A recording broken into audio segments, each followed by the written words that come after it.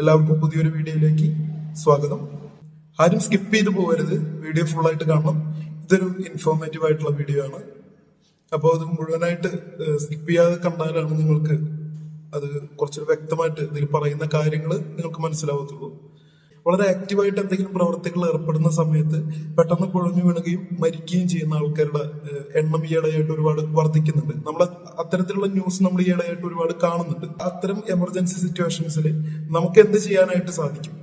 അത്തരം ഒരു സിറ്റുവേഷനിൽ അവരുടെ ഇത് സംഭവിക്കുന്ന വ്യക്തികളെ ചുറ്റും നിൽക്കുന്ന ആളുകൾ ഏത് തരത്തിലാണ് പ്രതികരിക്കേണ്ടത്, അല്ലെങ്കിൽ അവരെന്താണ് ആ ഒരു എമർജൻസി സിറ്റുവേഷനിൽ സഡൻ ആയിട്ട് അവർക്ക് ചെയ്യാൻ പറ്റുന്ന ഈ അപകടം സംഭവിക്കുന്ന ആളുടെ ജീവൻ പോലും രക്ഷിക്കാൻ പറ്റുന്ന തരത്തില് അതിന്റെ ചുറ്റും നിൽക്കുന്ന ആളുകൾക്ക് ചെയ്യാൻ പറ്റുന്ന കാര്യം എന്താണ്? അതിനെപ്പറ്റിയാണ് ആദ്യം നമ്മൾ സംസാരിക്കുന്നത്. ഇത്തരം അപകട സാഹചര്യങ്ങളിലൂടെ കടന്നു പോകുന്ന വ്യക്തിക്ക് അവരെ മരണത്തിലേക്ക് തള്ളിവിടാതെ അവരുടെ ചുറ്റും നിൽക്കുന്ന ആളുകൾക്ക് തന്നെ അവരെ രക്ഷിക്കാനായിട്ട് സാധിക്കുന്ന ഏറ്റവും എളുപ്പമാർഗമാണ് CPR നൽകുക എന്നുള്ളത്.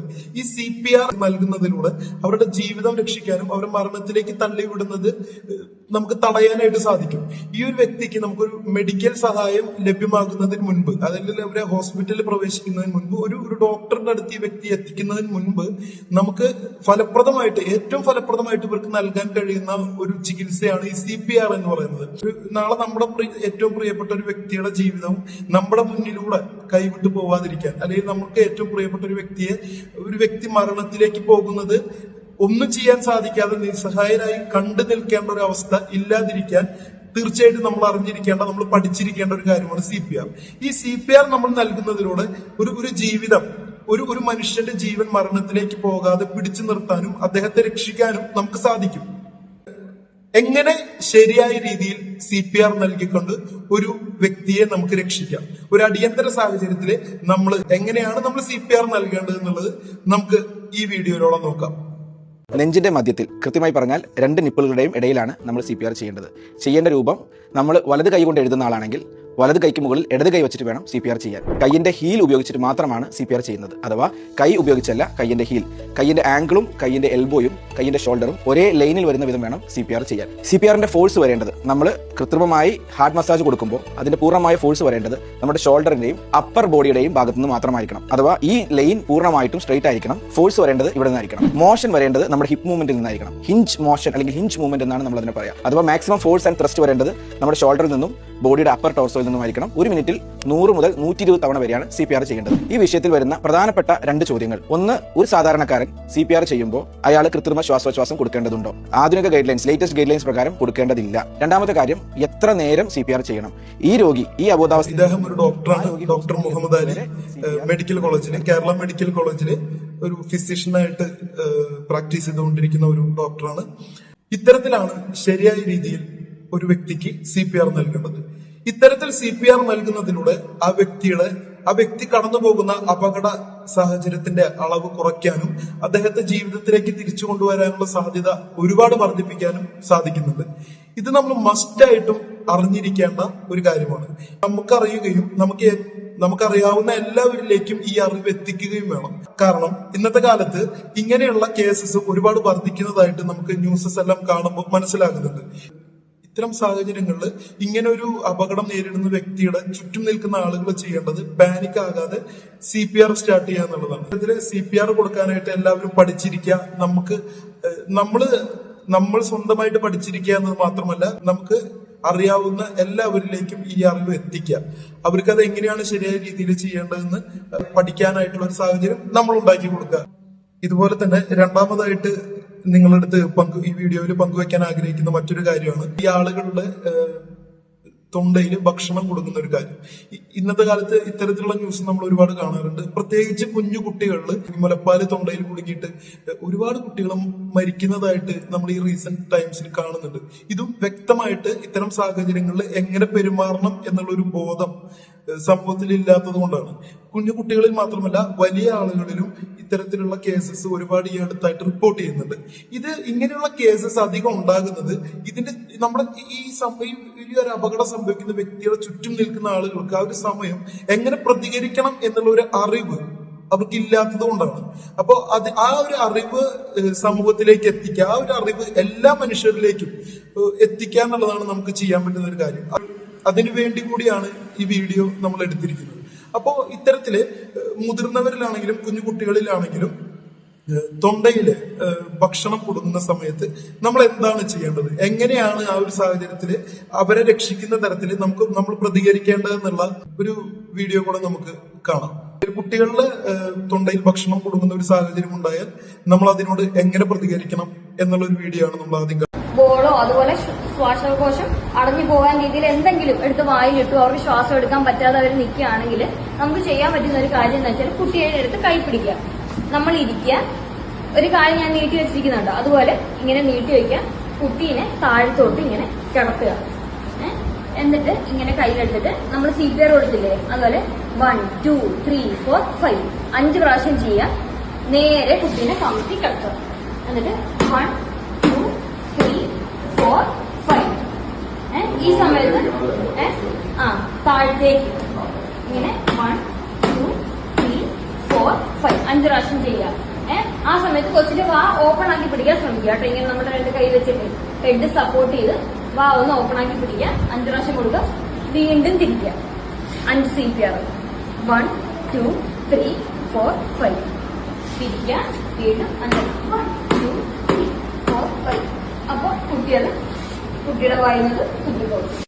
ഇതാണ് കുഞ്ഞുങ്ങളുടെ തൊണ്ടയിൽ ഭക്ഷണം കൊടുക്കുന്ന സാഹചര്യത്തിൽ നമുക്ക് ചെയ്യാൻ പറ്റുന്ന ഒരു കാര്യം.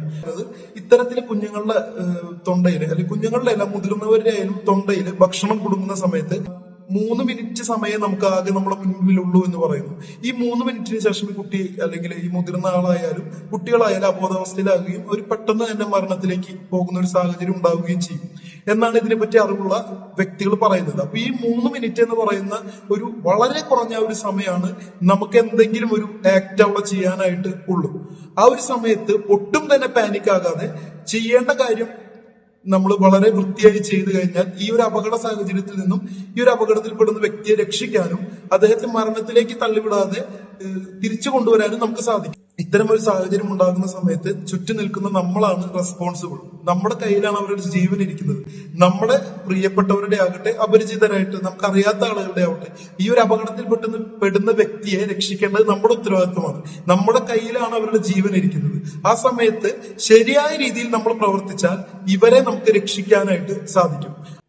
ഇനി ഇതുപോലെ മുതിർന്നവരിലാണ് ഭക്ഷണം തൊണ്ടയിൽ കൂടുന്ന ഒരു സാഹചര്യം ഉണ്ടാകുന്നതെങ്കിൽ ആ ഒരു അവസരത്തിൽ നമ്മൾ എങ്ങനെയാണ് പ്രതികരിക്കേണ്ടത്, അല്ലെങ്കിൽ ആ ഒരു അവസരത്തിൽ നമ്മൾ എന്താണ് വളരെ അടിയന്തരമായിട്ട് നമ്മൾ എന്താണ് ചെയ്യേണ്ടതെന്നുള്ള ഒരു വീഡിയോ കൂടി നമുക്ക് കണ്ടു നോക്കാം. തൊണ്ടയിൽ ഭക്ഷണം കുടുങ്ങിയ ഒരാളെ രക്ഷിക്കാൻ നമ്മളെ മുന്നിൽ വെറും 5 മിനിറ്റ് മാത്രമേ ഉണ്ടാവുള്ളൂ. നിങ്ങൾ നോക്കി, ഈ രീതിയിൽ അവർക്ക് സംസാരിക്കാൻ കഴിയില്ല, അവരുടെ പോസ്റ്റർ ഈ രീതിയിലാവും, അതുപോലെ തന്നെ ചെറിയ ചെറിയ ചുമയും കാര്യങ്ങളും ഉണ്ടാവും. 5 മിനിറ്റിന്റെ ഉള്ളിൽ ഹോസ്പിറ്റലിലേക്ക് പോലും എത്തിക്കാനുള്ള സമയമല്ല, അതിന്റെ ഉള്ളിൽ നമ്മൾ അവരുടെ ജീവൻ രക്ഷിച്ചിരിക്കണം. ഇനി നമ്മൾ ചെയ്യേണ്ട കാര്യം ഞാൻ ആദ്യം പറഞ്ഞുതരാം. ആദ്യം തന്നെ അവരോട് ചുമക്കാൻ പറയാം. അതിനുശേഷം കൃത്യമായിട്ട് ഈ 2 സ്കാപ്പുലന്റെ ഇടയിൽ വരുന്ന ഭാഗത്ത് നമ്മുടെ കൈയിന്റെ എവിടെ ഉപയോഗിച്ച് കുറച്ച് ബെൻഡ് ചെയ്യിപ്പിച്ചിട്ട് നന്നായിട്ട് നമ്മളിങ്ങനെ അടിച്ചു കൊടുക്കുക. 5 പ്രാവശ്യം ഇത് ചെയ്യുക. അടുത്തതായിട്ട് നമ്മൾ ചെയ്യാനുള്ളത്, ഈ 5 പ്രാവശ്യം ചെയ്തിട്ട് ഇത് വരുന്നില്ല എന്നുണ്ടെങ്കിൽ ഹെംലിഷ് മാനൂർ ആണ്.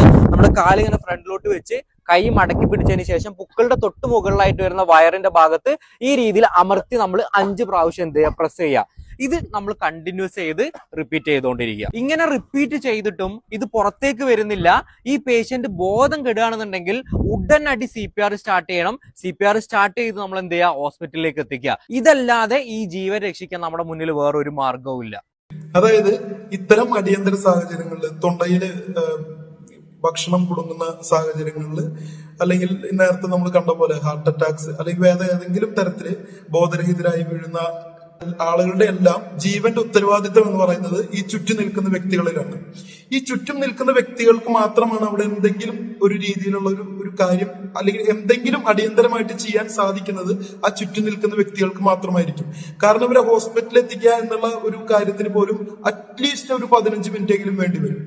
അത്ര സമയം പോലും ചെലവഴിക്കാനായിട്ടുള്ള ഒരു സാഹചര്യം പലപ്പോഴും ഇത്തരം കേസസിൽ ഉണ്ടാകില്ല. കാരണം ഇത് തീർത്തും 3 മിനിറ്റോ 5 മിനിറ്റോ മാക്സിമം പോയ 5 മിനിറ്റില് ഇവരുടെ ജീവൻ തന്നെ നഷ്ടപ്പെടാനായിട്ടുള്ള ഒരു സാധ്യത ഉള്ള സന്ദർഭങ്ങളാണ് ഇതെല്ലാം. ഇത്തരം കാര്യങ്ങളുമാണ് നമുക്ക് അടിയന്തരമായിട്ട് ചെയ്യാൻ പറ്റുന്നത്. അറ്റ്ലീസ്റ്റ് ഇവരെ ഹോസ്പിറ്റലിൽ എത്തിക്കുന്നത് വരെയെങ്കിലും ഇവരുടെ ജീവൻ പിടിച്ചു നിർത്താനും അപകടനില കുറച്ചു കൊണ്ടുവരാനും നമുക്ക് ചെയ്യാൻ പറ്റുന്നു. ഹോസ്പിറ്റലിൽ എത്തിക്കുന്നത് വരെ ഈ രോഗിയെ സേഫ് ആക്കി വെക്കാനായിട്ട് നമുക്ക് ചെയ്യാൻ സാധിക്കുന്ന കാര്യങ്ങളാണ് ഇതെല്ലാം. ഇതിനെ പറ്റിയുള്ള ഒരു ധാരണ എല്ലാവരിലും ഉണ്ടാകുക എന്നുള്ളതാണ് നമുക്ക് ആദ്യം ചെയ്യാൻ പറ്റുന്ന ഒരു കാര്യം. നിങ്ങളിത് സ്വന്തമായിട്ട് അറിഞ്ഞിരിക്കുക, നിങ്ങൾക്ക് അറിയാവുന്ന എല്ലാവരിലേക്കും ഇത് എത്തിക്കുക, ഈ അറിവ് എത്തിക്കുക എന്നുള്ളത് ഇത് വളരെ ഗൗരവമായിട്ടുള്ള, വളരെ സീരിയസ് ആയിട്ടുള്ള ഒരു വിഷയമാണ്.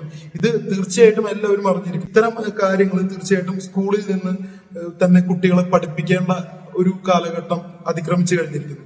കാരണം ഇത് കുഞ്ഞിലെ മുതൽ കുട്ടികളെ നിർബന്ധമായിട്ടും ഈ CPR നൽകാനും ഇത്തരം സിറ്റുവേഷൻസിൽ, എമർജൻസി സിറ്റുവേഷൻസിൽ എങ്ങനെയാണ് പാനിക് ആകാതെ റെസ്പോണ്ട് ചെയ്യേണ്ടതെന്നും കുട്ടികളെ വളരെ ചെറുപ്പത്തിൽ തന്നെ പഠിപ്പിച്ച്, സ്കൂളുകളിൽ നിന്ന് തന്നെ പഠിപ്പിച്ചു തുടങ്ങിയാൽ ഇത്തരം അപകട സാഹചര്യങ്ങളെ വളരെയധികം കുറയ്ക്കുവാനും അല്ലെങ്കിൽ ഇത്തരം അപകട സാഹചര്യങ്ങളിൽ എങ്ങനെ വളരെ അവസരോചിതമായിട്ട് പെരുമാറാൻ സാധിക്കും എന്നുള്ള കാര്യത്തിൽ ഒരു പൊതുജനത്തിന് ഒരു വ്യക്തത തീർച്ചയായിട്ടും കൊണ്ടുവരാനായിട്ട് സാധിക്കും. ഇത് ഉപകാരപ്രദമാകുന്നു എന്ന് നിങ്ങൾക്ക് തോന്നുന്നുണ്ടെങ്കിൽ നിങ്ങൾക്ക് പ്രിയപ്പെട്ട എല്ലാവരിലേക്കും ഇത് ഷെയർ ചെയ്ത് കൊടുക്കുക. ഇതുപോലെ മറ്റൊരു ഇൻഫോർമേറ്റീവ് വീഡിയോ ആയിട്ട് കാണുന്നത് വരേക്കും ബൈ.